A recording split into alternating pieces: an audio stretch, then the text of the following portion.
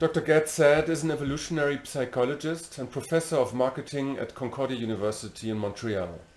He writes a blog for Psychology Today and hosts a popular YouTube channel called the Saad Truth, where he comments with a lot of humor on the culture war we are facing right now. In this episode, we are talking about some ideas of his new book, The Parasitic Mind, and if and why the immunological system might fail in our society. My name is Thomas Mark, and this is the Parallax podcast. Dr. Saad, thank you very much for doing this, for taking this time. I've just read your book, Parasitic Mind, right? Your new book. And so you're using a biological term for some cultural and psychological, say, issues. So that's interesting. So why did you do that? So as an evolutionary psychologist, you often try to look at other animals to make a statement about human phenomena. So for example, I have used the concept of sexual signaling, how other animals will try to, signal various attributes to make themselves more attractive in the mating market. So say the peacock's tail, and then Right. I will use that to explain, say, consumer behavior. The Maserati is akin to the peacock's tail. And so for a long time, I have tried to draw analogies and homologies between human behavior and animal behavior. And so as I was trying to understand why these terrible ideas, which I guess we'll talk about during our chat, why they have parasitized human minds so fully, Right. I thought, okay, I'm going to look into the animal literature to look at a field called neuroparasitology. Neuroparasitology is the study of how parasites end up affecting the behavior of their hosts because they end up residing in the brain of the host, altering its behavior to suit the service of the parasite to the detriment of the host. Right. And so there are many of these examples of parasites, several of which I discuss in the book. So the classic example would be Toxoplasma gondii, which is a parasite that actually could infect human minds. But the classic example is when it infects the brain of a mouse, the mouse loses its innate fear of cats. Right. And it actually becomes sexually attracted to the cat's urine, which is not a very good attraction to hold if you're a mouse. And so that's how I thought, I think I found my framework. I will use the parasitological model to argue that these ideas, more than just being memes, right? This is what Richard Dawkins talked about, 40 plus years ago, memes. Memes are not valence. They could be positive, they could be neutral, they could be negative. Parasitic ideas are negative, at least to the one who holds those ideas. And so that's how I linked biology to the concept. Interesting. Okay. No, I don't know how familiar you are with the German philosopher Peter Sloterdijk, right? And so what he did, he created a whole immunology.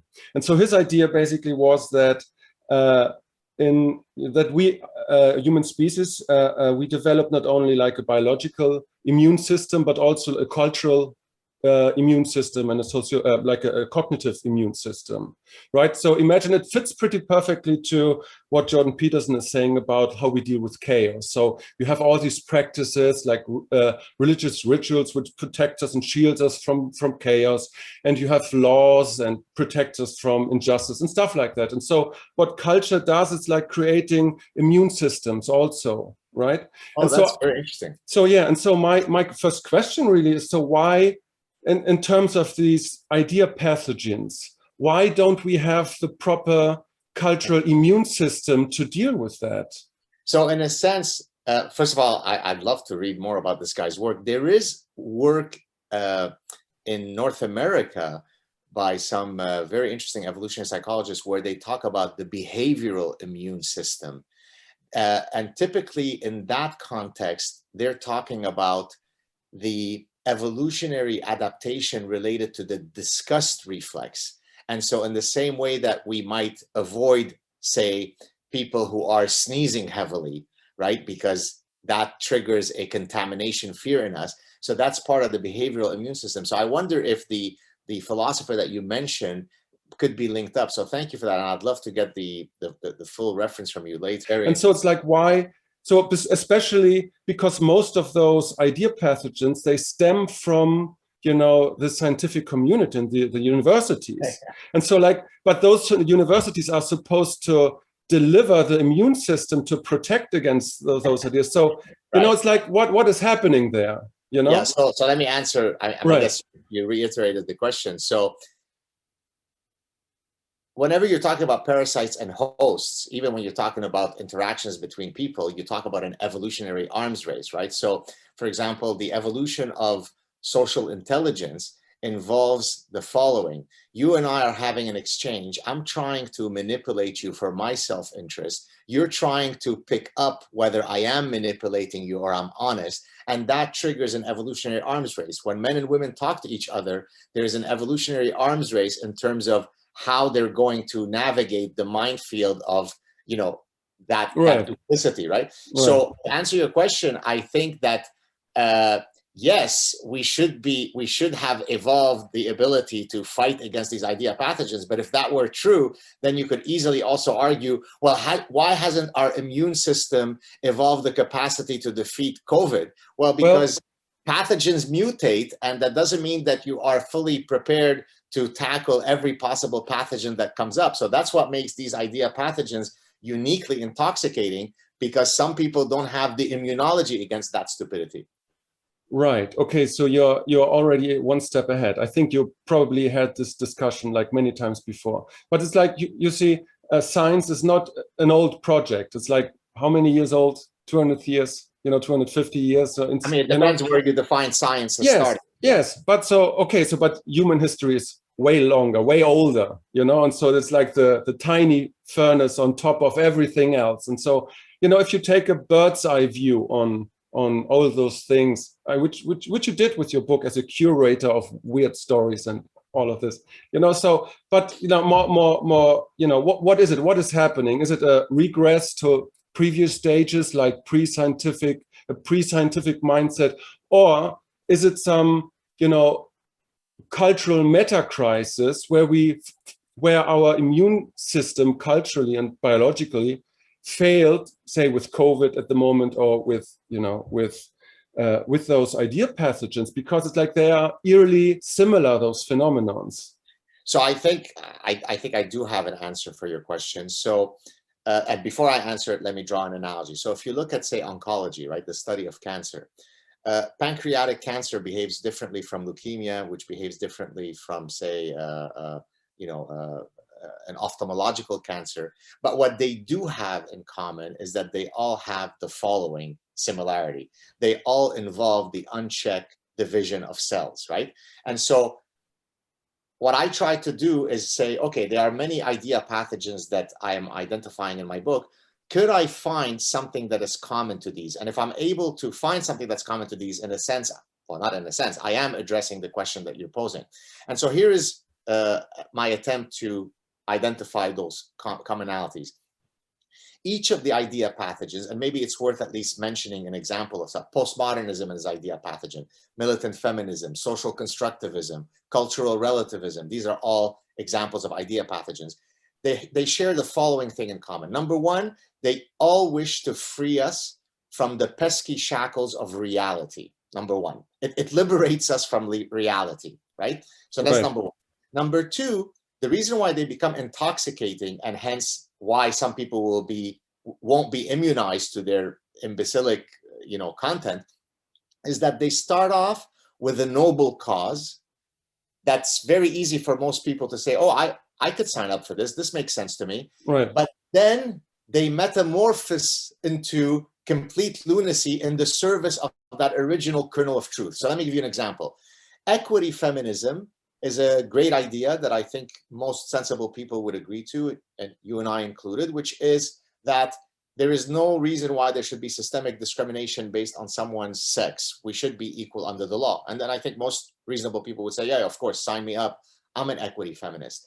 When equity feminism becomes gender studies program, it's where you make the leap into an idea pathogen, because there what you're saying is, in the pursuit of that original noble goal of creating equality between the sexes, let's construct a narrative that says that men and women are indistinguishable from each other. Right. All of their differences are due to social construction. And so what ends up happening is, in the service of an originally noble goal, I destroy and rape and murder truth. Whereas Right. what I argue is, I could walk and chew gum at the same time. I could support noble justice, social justice causes without ever ceding a millimeter of truth. Right. Okay, so again, but do you think it's a regress of a pre-scientific or pre-rational mindset to be like so susceptible to this idea pathogens? Because like you would expect that somebody who is at the university is so clear-minded, at least because that's the goal of education basically, that if he's confronted with an idea, you know, that he has the ability to discern, okay, maybe that's like, maybe that's not a good idea, or maybe, you know, Yes. that's useful, or we can do this or with that. So, but, you know, so I still fail to understand what is happening there. It's like, is it a regress, or is it a meta crisis in general? I mean, it's a meta crisis in the sense that each of these idea pathogens are eradicating one element of our edifices of reason, or our edifices of critical reasoning and thinking. So that's why I have a figure in chapter 1 of the Parasitic Mind, where I show each of the idea pathogens, and then I say death of the West by 1,000 cuts. So there isn't a single idea pathogen that might bring down the edifices of reason, but put them all together, create a comorbidity. If you're overweight and you have diabetes and you never exercise and you smoke and you eat French fries all day, then you're really not putting everything on your side, right? So I think what ends up happening is it's not so much a regressing to a pre-scientific, it's that each of these idea pathogens, in a sense, trigger, wrongly so, our affective system rather than our cognitive system. That's why in chapter 2 of the Parasitic Mind, I talk about, I say that it is wrong to talk about thinking versus feeling as though they are exclusive things. We are both a thinking animal and a feeling animal. The challenge is to know when to trigger which system, right? So for example, if I am walking down a dark alley to take a shortcut to get home, and I see 4 young men who look suspicious loitering around, then I will get an affective response. My heart will start beating, my blood pressure will go up, I'll start perspiring, I'll breathe heavier. That's an affective response that makes perfect evolutionary sense. On the other hand, if I'm trying to do well on a calculus exam, all of the affective system in the world is not going to help me solve the triple integral on my calculus exam. So the challenge is to know when to trigger the right system. Now you're saying, but they're in university, how come they're falling for this? Because they are using their affective system when they should have been using their cognitive system. What are they specifically doing? They are putting their empathy model on overdrive. So example, why do you want to go against open borders, Professor Saad? Are you some sort of racist who hates Guatemalan people? Right. So that's at the level. So they are, in a sense, regressing not to a pre-scientific era, but to their kindergarten logic when they were 5 years old. Because when I'm 5 years old, I don't have the capacity to understand that the world is made up of pros and cons, of trade-offs, of nuances. So all that I see is, there is a bunch of people who would like to come to Germany or Canada or the US, and we are kind and empathetic. And by the way, I am a product of immigration, right? So I can certainly, so why do you hate immigrants? So someone who is so void of logic as to only trigger their empathy ends up being parasitized by all these idea pathogens. Well, you can even use the metaphor of immunology again in terms of immigration. So it's like how does a country deal with different ideas, different memes? You know, does it has to close the borders or open it? But you know, I have a personal interest, and so let me just tell you the story for a second, because like I think like because it's so instructive, and that is why I'm so connected with the book. So like 18 months ago, I was hired to organize a philosophy conference in Berlin, right? An annual conference. And so I was like organizing, and one of those philosophers, a European philosopher coming from Sweden, he tweeted something in terms of critical of the Black Lives Matter movement, right? And so he was basically highlighting some victim stance, which is like ingrained in the whole thing. And you can agree with that or not. And so it's like, because it's just a tweet and here's a career and whatnot. But the point is, one of the board members, he was what you would describe as like far left, radical left, and he took offense, right? And he took offense and said that was racist and yada, yada, yada. And he filed a motion to cancel, for me as a head, to cancel, disinvite this philosopher who has like a reputation.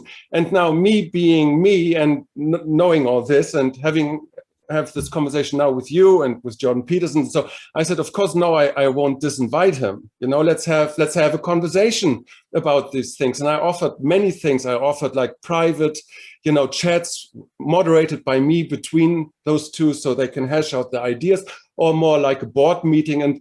And this person was super, I don't know, he didn't want to, he declined every offer to resolve this in a kind of way. And so, but what happened by, you know, not only declining to resolve the issue, but also infecting the other people, these idea pathogens, I could see that were infecting exactly person by person, the whole board, to the effect that basically I was fired because I didn't want to disinvite him. And, you know, I already said them, at this point, if you fire me now, that will be to the detriment of the whole conference. But, you know, these rational arguing people, they were so, how do you say, you know, infected with the fear of the charge of hosting a philosopher, Swedish philosopher of racism, that they rather let a conference down instead of, you know, so you have everything. You have cancel culture, you have the idea pathogens, right? You have the fear. It's, you know, it's like, of course there is cancel culture, right? So first, I'm really sorry that you went through that, but I'm not surprised. I mean, I received 10,000 of these stories a day from people from all over the world, but still, I'm sorry for that.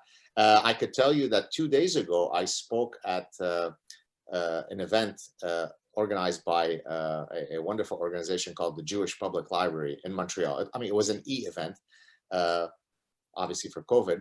And if you saw the number of attempts that were made to cancel me, first they began with LGBTQ activists saying that I was homophobic and transphobic because I guess I appeared with Jordan Peterson at the Canadian Senate a few years ago to talk about Bill C-16, which dealt with transgender.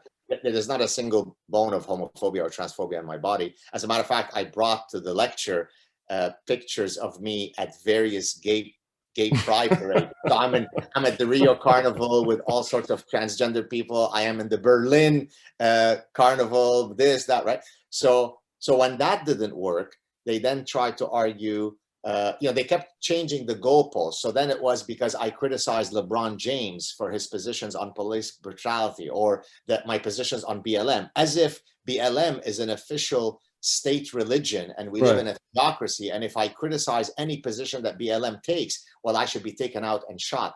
All of this really comes from a reflex that is regrettably part of the dark heart of human nature, right? In the Middle East and throughout human history, if I don't like what you say and I'm in power, I don't cancel you. I just cancel your head from the rest of your body. I execute you. In the West, unfortunately, from the fascist perspective, we can't simply execute Tom. We will do the next best thing, which is we will either cancel the person who he's inviting, and if that doesn't work, we will cancel him. But the reflex is exactly the same one, which is if I am in power, I get rid of those who hold differing opinions. It's the stuff of history. And if anything, the West is an anomaly, right? The fact that we've lived for this very short period in our human history with these flourishing, enlightened values is an outlier in history, right? So that's why, by the way, I get very angry, because it takes people like me who come from societies that are the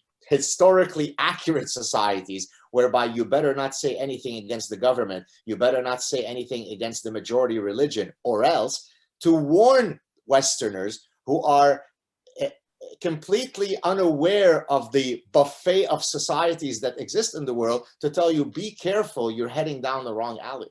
Right. So you're talking about idea pathogens and all of this. So you mentioned in your book the case of what was his name, Lon Grabber, you know, and the thing with the vanity plate, and so license plate, yeah. Yeah, and so what struck me, because I know this stands from postmodernism. So the idea, I hear that many times, that language is consciousness, which is of course kind of a weird approach to things. But you know, if you look at this, so you know, to reiterate it, Grabber, there was a guy who wanted to have a vanity plate, and what was it like? Some activists didn't like his vanity plate because it was in terms of in the times when there was like this famous video. Yeah, hashtag Me Too, and this video of this audio of Donald Trump talking about female genitalia and whatnot. And so, but to think that this is offensive means that you would think that words per se are hurting or can hurt, which is a kind of weird notion if you think about it.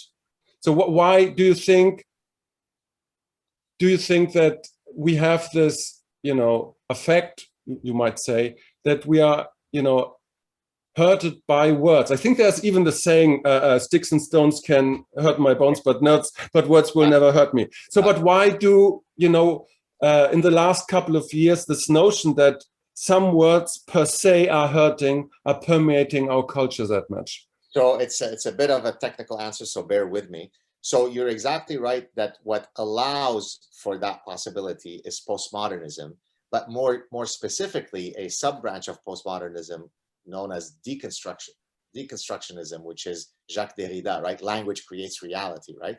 And so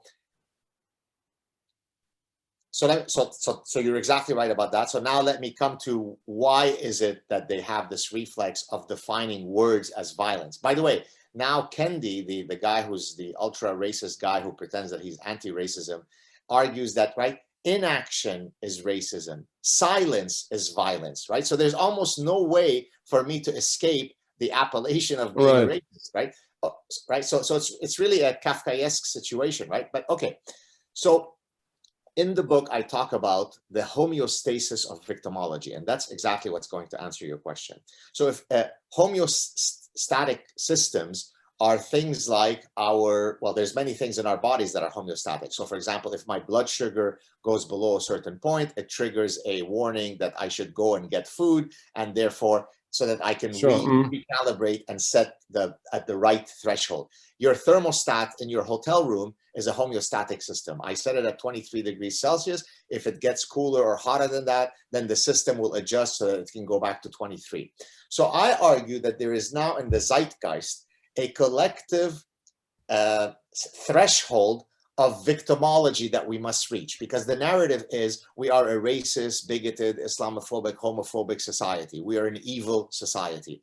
Now, if I look around and I can't find instantiations of victimhood so that I can reach that threshold, I will alter the definition of what constitutes victimhood so that I can now reach that threshold again, right? So if I can't prove that women are being sexually assaulted, I mean literally sexually assaulted on campuses, then I redefine catcalling as a form of verbal rape. Right? You know what catcalling is, right? Yeah, sure. Okay. So therefore, that becomes a form of sexual assault. Therefore, when I look at the stats of how often are women sexually assaulted on campus, and I include the instantiations of unwanted approaches on women or catcalling on women as forms of sexual assault, then you see that, my God, there's just rampant sexual assault, right? So I have to redefine constantly and there's a similar concept to what I'm proposing, not quite the same, and I cite it in the book, by an Australian psychologist, and it's called concept creep, right? So I altered the definition of what constitutes trauma so that I could then feel comfortable with the amount of trauma there's in the world. Now, why is that happening? It's because we have elevated victimhood status as the fastest and best way to ascend the social hierarchy, right? So let me contextualize this compared to the heritage that I come from. And I discuss this in the book. When I finished my MBA, so I did an undergraduate in mathematics and computer science, and then an MBA. And the reason I'm saying it, because it's relevant for the story. After I finished my MBA, I was planning on going straight for my PhD, but one of my brothers who lived in Southern California and was a very successful businessman wanted to potentially convince me to maybe take a break after my MBA, work with him for a few years before going on for my PhD, which I wasn't really interested in doing, but he was trying to convince me. He wanted his little brother to work with him.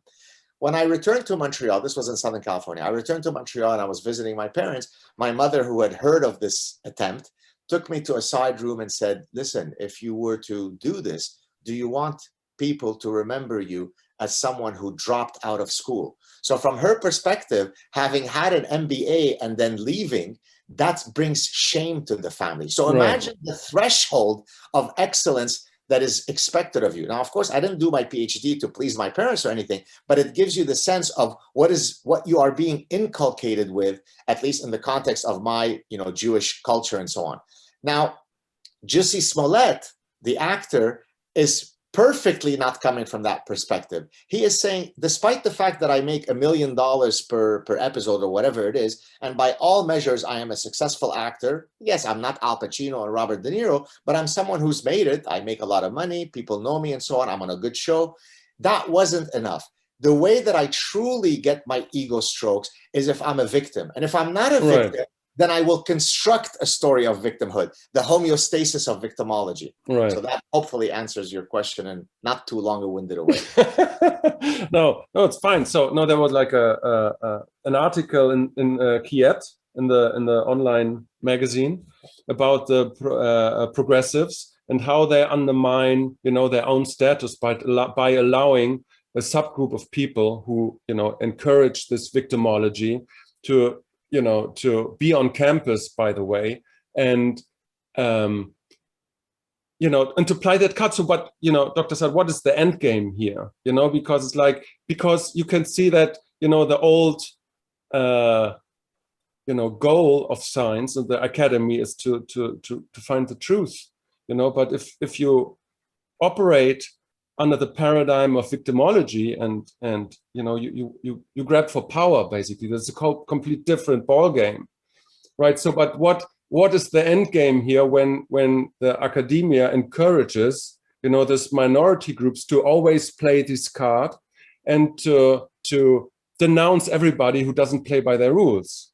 Well, if by end game you mean what are the downstream consequences, they're disastrous, because I come from a society that was a perfect manifestation of identity politics, right? The most pure demonstration of a society organized along identity politic lines is called the Lebanese Civil War. That's the end game, right? Where every single interaction between people is determined, is judged, is viewed through the prism of identity politics, specifically your religious tribe, right? In Lebanon, you walk around with an internal card. In Arabic, it's called hawiyya. It's like an internal passport where you write, where it's written what your religion is, right? The Constitution of Lebanon, when it comes to how you ascribe power to different people, specifically states the prime minister has to be this religion, the president has to be that religion, you get different seats in the Lebanese parliament depending on which religion you are. So everything in Lebanon was historically viewed through the religious tribalism of identity politics. So it can't end well, right? Because one of the protective values in the protective belt that made the West the great society that it has historically been is that individual dignity and individual freedom and individual personhood superseded your collective tribalism, right? That's a foundational value of classical liberalism, right? So when I present myself to the world and I say, look, judge me on my personhood, take all of my merits and my flaws, I'm asking you to judge me as Gad Saad. Now, Gad Saad has an element of his multifaceted personhood, which is that I come from Lebanon and I'm Jewish, but that's a very small part, just like I have green eyes, just like I am a certain height. But judge me, as Martin Luther King said, on the content of my character.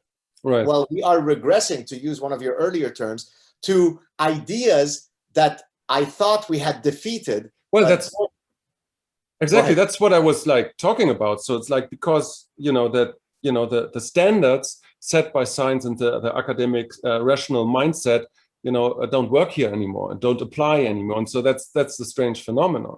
I mean, I think it was Plato who had like the circle idea that out of every democracy, by necessity, some form of tyranny always is emerging, because, there are always people with a larger voice. But it's strange that, why do you think that those idea pathogens are, left and radical left, and not say, some weird, do we have an immunology against what is the conspiracy theorist Alex Jones, right? Yes. So why do we have an immunology against him, but not against those leftist idea? Why? Well, I think because they cloak themselves in the robe of, quote, progressivism, and they are the established anointed intelligentsia, right? Alex Jones is already marginalized by the fact that he is outside all of the structures of intelligentsia. So already, if I am someone who doesn't spend too much time thinking about it, I say, oh, Alex Jones, he's just some nut job who has some show, right? That's how I would view it. Whereas all of the idea pathogens that I discuss in the Parasitic Mind were all, as you correctly pointed to, I think at the start of our conversation, they all originate from leftist professors. Now, why is that? Because academia is overwhelmingly run by leftist academics, right? Now, we could discuss why that originally happened, but the reality is that if you look at study after study that looks at the distribution of, let's say in the United States, Republican versus Democrat affiliated professors, it is simply astonishing, right?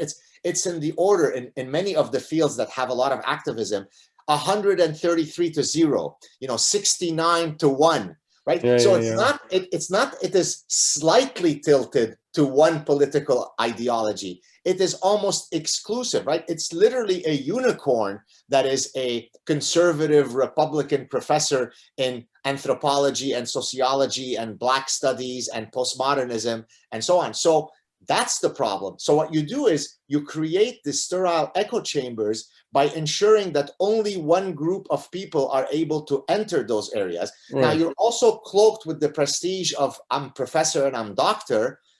Then people say, hey, they are the ones they are the anointed intellectual ones. We listen to them. We don't listen to that quack Alex Jones. But I explained at the start of my book that I'm not arguing that the right doesn't also succumb to parasitic ideas. So let's take my own field.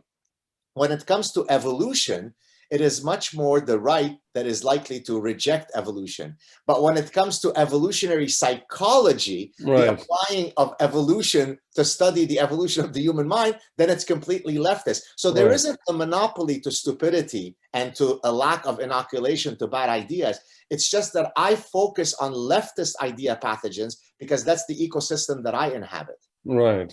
I mean, as a European, so how, and you being a curator of all these stories, like how many instances of cancel culture and all these things, how many things did you actually encounter? Through people, through people that were sending you stuff, because you're like that's because part of your, I'm literally, I am, someone called me the global confessor, meaning that everybody writes to me with I mean, it's literally the case. I'm the global therapist, right? Dear Dr. Saad, and here comes the confession, right? Or the complaint, or the please help me. I would say, I mean, if I'm going to be conservative, I'm going to say many, many hundreds, but it's probably many, many thousands. And it comes per year, or what do you say? Per year, right? So if I've got a folder, and I'm always actually afraid that if somehow I get canceled, I'm going to lose that folder. So I have to find a way to put it like not in my, an other account, somewhere else in a memory. Okay. Right? I probably get, 20 a week, 30 a week. I mean, who knows? From all over the world. From all over or just the United States and Canada, or everywhere. And it's not just academia, right? So it could even be I'm being canceled from my family. So I went to Thanksgiving dinner and I was having a heated conversation. I mean, I'm paraphrasing, right? But it's roughly. And some of my cousins with whom I grew up and we loved each other found out that I said something nice about Trump and we got into a big fight and now he doesn't return my calls anymore. So the canceling is not just happening at, oh, Tom is being canceled from running the philosophy conference, which is tragic enough. It's canceling at the most intimate circle level. It's being canceled by your family members. So imagine how tragic it is that people are self-censoring, not only because they don't want to lose their jobs, because they don't want to alienate their brother, because they don't want their friends to unfriend them. It's grotesque. I mean, and that's why I have a section in the Parasitic Mind where I talk about, for example, the idea of I'm afraid to speak out because I don't want my friends to reject me. And I tell them friendships should be anti-fragile. So if Tom and I are true friends, that friendship has to be able to withstand the possibility that we might disagree on important issues. If it can't withstand that, then maybe Tom is not someone that is worthy of my attention, and he could let the door hit his ass on the way out, right? So it has to be, I mean, we grow through anti-fragility, right? So I don't want friends who are not anti-fragile, but most people don't have that intestinal fortitude, so they'd rather stay quiet rather than create chaos in their lives. Right. One last thing. So, you know, in terms of the fractal of the world we are living in and woke culture and COVID. And so, because you asked how it is in Germany, and just recently, actually last week, there was, in terms of COVID now, there was an art piece, you would say, of 50 actors who produced videos against the course of the government. They were not denying COVID, and they were just like asking questions, because the climate in Germany is like 80% of the people have, you know, a consensus. And especially what's interesting is that the Antifa, which is in Germany, which is normally supposed to be against government and all of this, is completely on terms, you know, on the same side as the government. And there were those artists, those actors, they were completely canceled and harassed by the media. It's like all the articles. And you might argue, well, that was not a good art exhibition or whatever, but it's still art, right? But the same, you know, motor and behavior of canceling somebody and was so permeating. It's reflecting, you know, how we are as a culture right now, not only in terms of woke and idea pathogens and COVID. It's like everything at the moment. You have like all these weird stances against climate change and and so what I feel is that we don't have a way of really have a rational discussion about things anymore. So maybe I can offer a wonderful, I don't mind saying it because it's actually not me who came up with it. It might have been immodest for me to say wonderful of an explanation, but it is an explanation that I use in my book. It actually comes from a neuropsychiatrist from Australia who wrote an article, and I thought it was just absolutely brilliant. And then I use it for all this woke stuff. So he analogized, and it's going to speak exactly to your point, Tom. And I hope you don't mind that I'm addressing you by your first name. Of course. Okay. There's a hypothesis in evolutionary medicine called the hygiene hypothesis, which basically argues that in order for our immune system to behave maximally, it needs to be exposed to allergens so that it could trigger the system properly, so that the response of the immune system can be calibrated to these realities. And if you're talking about anti-fragility or not? Well, anti-fragility would be a manifestation of this more general thing. Okay. So anti-fragility fits well within the concept of the hygiene hypothesis. Right. Okay. So let's suppose I take the epidemiological fact that children who grow up in environments where they are exposed to a lot of pollutants end up having fewer autoimmune diseases, specifically respiratory ailments such as asthma. right? So if I grew up in an environment that triggers my immune system, Right. I end up having less asthma than if I have parents who are so OCD, obsessive compulsive, about having a sterile, clean environment, then I'm more likely to have asthma. Why? Because it didn't trigger my immune system to fight against pet dander and dust and, Right. okay. So now take this principle and apply it to sterile echo chambers. So what I argue in the Parasitic Mind is that this big prefrontal cortex that we've evolved requires the pollutants known as opposing ideas, right? Right. So the allergens in this case are the fact that maybe Tom has a different view of BLM than I do, and my brain will be nourished, will be optimally functioning by being exposed to allergen called opposing ideas. That's Right. how I then shape my thinking. Right. Because I have to hear your ideas, I will learn to develop better ideas to counter your ideas. That's the whole process of everything that this Right. prefrontal cortex does. So when I create echo chambers that are then supported by cancel culture and so on, I am being perfectly anti-Darwinian. Right. So it is literally contrary to the most basic evolutionary principle that guides the evolution of the prefrontal cortex to create these cancel culture and echo chambers and so on. So it's grotesque, it's horrible, and I'm sure that the ancient Greeks from 2,500 years ago are really rolling quite heavily in their graves. So how do you keep your sanity and your awareness of your own reality tunnel and like we are all in our own bubble, so Sure. to speak, right? And so you have like this beautiful homeostasis theory in your book. But like Advocatus Diaboli would say, Mr. Dr. Saad needs all these examples from from cancel culture to sustain his own stance on things. So like how do you put brackets on your own experience and keep your sanity? Two ways I could answer it. So one, I would say that by being constantly publicly engaged, I feel like I'm not a bystander to the insanity. By, for example, using satire and sarcasm and humor. Now, I use many different persuasion strategies. I can be as austere and professorial and formal as anybody could be, or I can also be complete joking, right? I hide under the table to make fun of hysteria and so on, right? Now, the reason why I do that is precisely because the most dangerous strategies against fascism and totalitarianism are the satirists, right?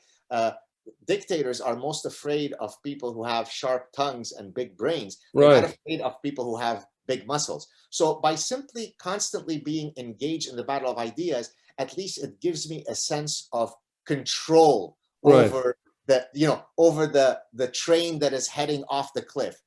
The second thing, even more personal, that I would say to you, Tom, is that I have a very exacting code of personal conduct.